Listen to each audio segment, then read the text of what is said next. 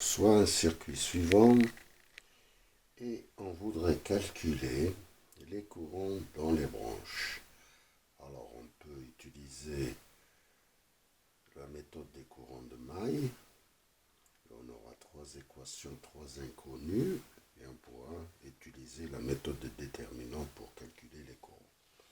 Alors là on va utiliser plutôt une transformation étoile-triangle et on va utiliser le diviseur de courant pour calculer les courants. Alors je vous explique. D'abord on va faire une transformation étoile-triangle.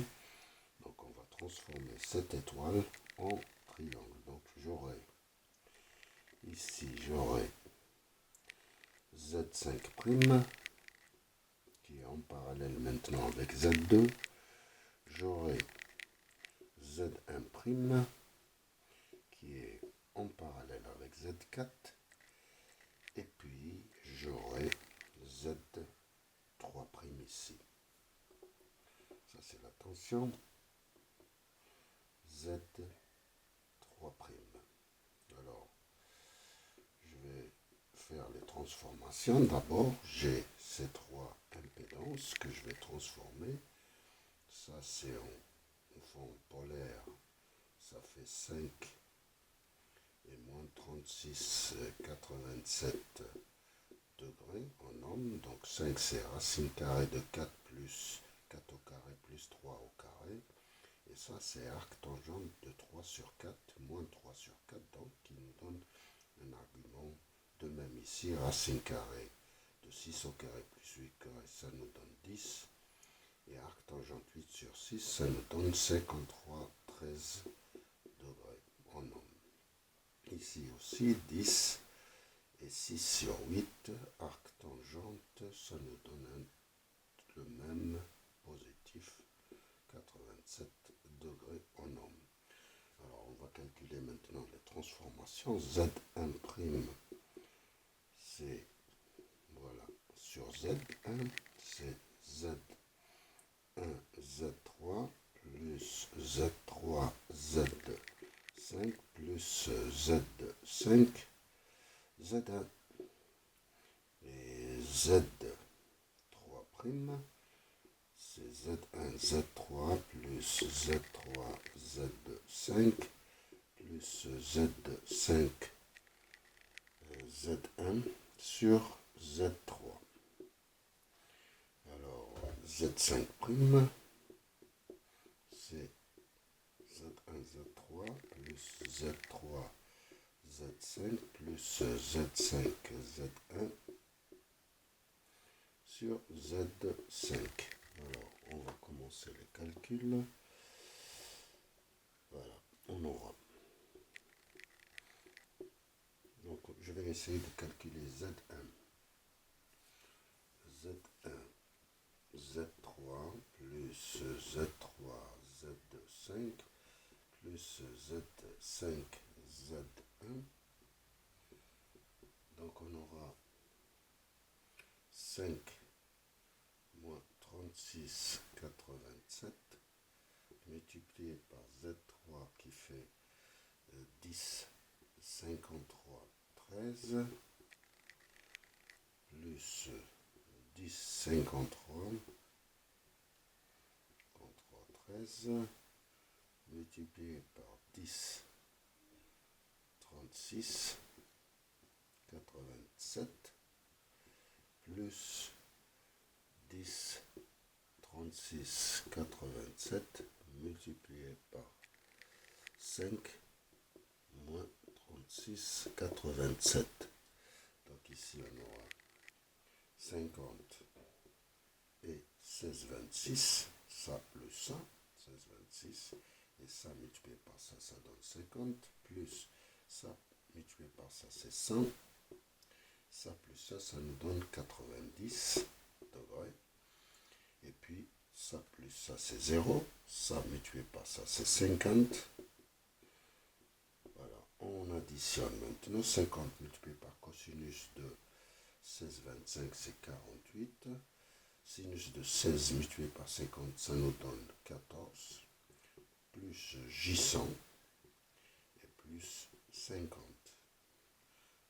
ici on aura 98 plus J 114. Alors en fond polaire, c'est racine carrée de 98 au carré plus 114 au carré. Argument, c'est arc tangente de 114 sur 98. Ça nous donne 150,33 150,33. Argument, c'est combien? L'argument, c'est 49,32 sur Z1. Z1, c'est 5 moins 36,87. Ça nous donne Z1' qui fait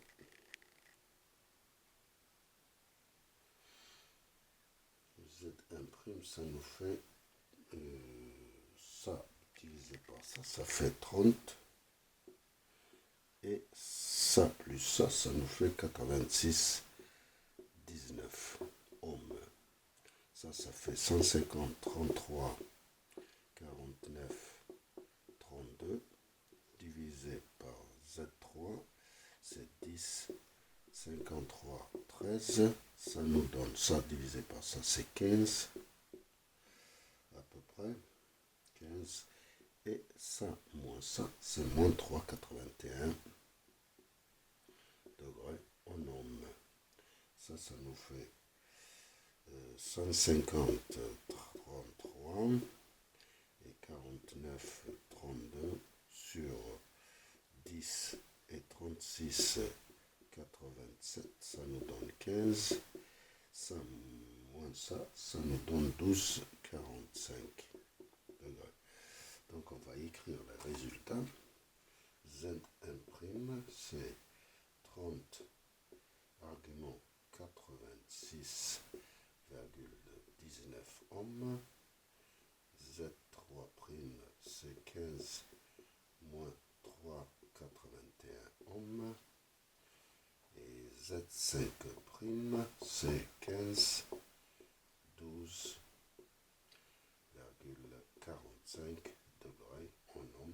Donc maintenant on peut revenir à notre circuit et on peut calculer l'impédance équivalente de ce circuit. Et à partir de là, on peut calculer le courant qui circule, le courant principal. Et puis après, on utilise les diviseurs de courant pour calculer les courants.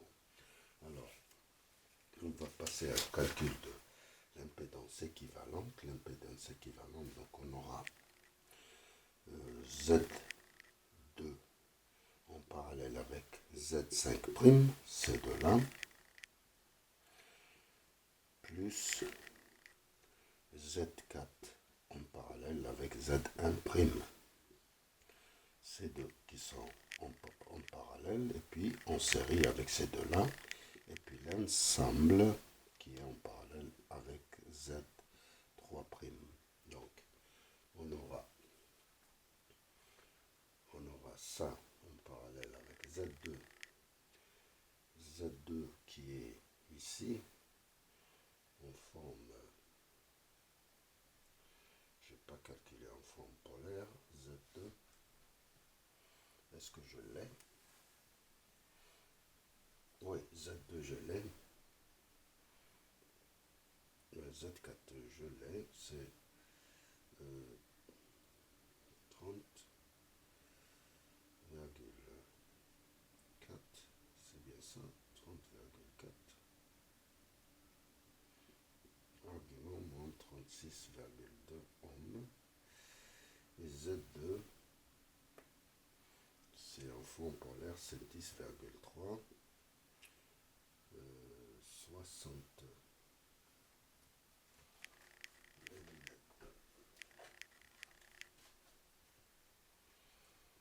et 60,94 degrés en ohm. C'est bien ça? Oui. Et puis maintenant on fait le calcul.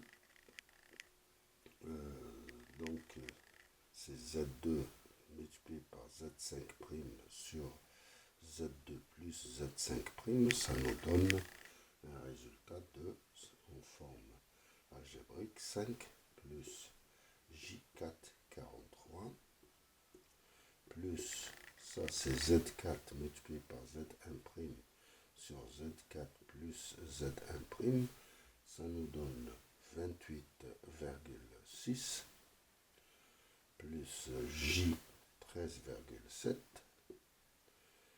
et cet ensemble, ça nous donne 33,6 plus J 18,13 en forme polaire, en forme algébrique et qui est en parallèle avec Z3' qu'on a calculé ici. Z3', c'est 15 et moins 3,81. Ça en forme polaire, c'est 38, alors je l'écris ici, c'est 38,18 et arc tangent de 18 sur 33, c'est 28,35 multiplié par 15 moins 3,81 sur la somme, donc la somme c'est 33,6 plus J 18,13 plus ça en forme algébrique, c'est 15 moins J. 15 moins J. Donc ça nous donne, en haut ça multiplié par ça, c'est 573,84, argument 24,54. En bas on aura 48,6 plus J 17,13 en forme polaire. On aura 573,84, 24,54 sur une forme polaire, c'est 51,53, argument 19,4 et donc le résultat c'est 11,14 et argument 5,12 degrés en ohm. Donc on a calculé l'impédance équivalente ZE qui est égale à 11,14, 5,12 degrés en ohm. On peut calculer maintenant le courant principal. Le courant principal, ça va être V sur Z2. Donc I, c'est V sur Z2. C'est 120, 0 degrés sur 11,14, 5,12. Donc le résultat, I, ça va être 10,77, argument moins 5, 12. En forme algébrique, c'est 10,73 moins J 0,96. Voilà, ampère. Donc maintenant, on va passer au calcul. Enfin, on va appeler ça.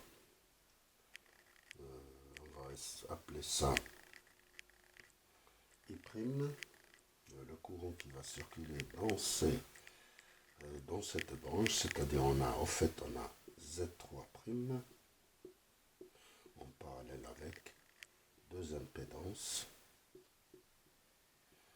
en fait 4 impédances. Voilà, on va passer au diviseur de courant pour calculer les courants. Alors on a deux, ici on a Z2 en parallèle avec Z5', et ici on a Z4 en parallèle avec Z1'. Donc on peut calculer, on a calculé le courant I, on peut calculer, appelons ce courant I', et ici I', I', on n'a pas besoin, on a besoin de I'. I' c'est Z3' sur Z3' plus C4 impédance en parallèle, on a calculé 5' plus Z4 en parallèle avec Z1', on a calculé multiplié par I principal. Donc on va calculer, c'est 15,03 moins 3,81 sur Z3', c'est 15 moins J, plus le résultat, on l'avait calculé, c'est 33,6, plus J, 18,13, multiplié par le courant qu'on vient de calculer, c'est 10,77 moins 5,12, donc I prime, ça doit être égal, ça multiplié par ça, divisé par ça en forme polaire, ça va être 51,53 et 19,416 degrés. Donc ça multiplié par ça, divisé par ça, ça nous donne 3,14. Argument ça plus ça moins ça, ça nous donne moins 28,35 degrés en ampères. Donc on a calculé I', et à partir de là, par le diviseur de courant, on calcule I2 et on calcule I4. I2 et I4. I2 c'est Z5' sur Z5' plus Z2 multiplié par I', et ici c'est I4 c'est Z1' sur Z4 plus Z1' multiplié par I'. Donc on va le calculer. I2, donc ici, I2 c'est Z5' qu'on a calculé ici, donc c'est 15, 12,45. Ouais, 12,45 divisé par la somme de 2. La somme de 2 c'est 19, c'est 5 plus J9 plus 14,68 plus J3,24 multiplié par I' qu'on a calculé. I' c'est 3,14 moins 28,35.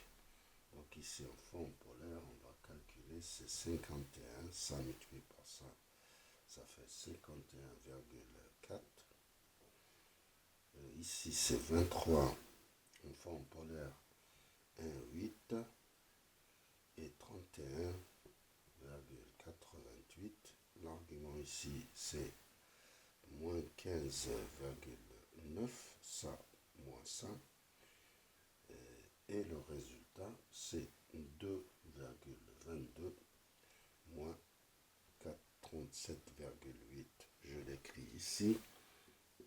2,22 moins 47,8 ampères. On va passer au calcul de I4. I4, c'est I2. Enfin, on peut calculer maintenant qu'on a I2, on peut calculer I1. I1, c'est I moins I2. C'est 10. I, c'est en forme, c'est 10,73. Là, là-bas. 10,73 moins J 0,96 moins I2 qu'on vient de calculer. I2, c'est moins 1,49 plus J 1,644. Donc, c'est 9,24 plus J 0,682. Ça, c'est I1. On va l'écrire I1, on va l'écrire ici. I1, c'est au fond polaire, c'est 9,26 Argument